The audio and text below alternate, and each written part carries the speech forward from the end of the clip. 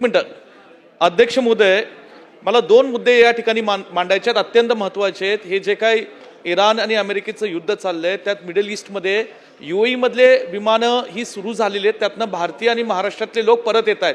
पण कतार आणि बहारीनचं मुख्यमंत्री महोदय, कतार आणि बहारीनचे विमान सेवा अजून सुरू झालेली नाही.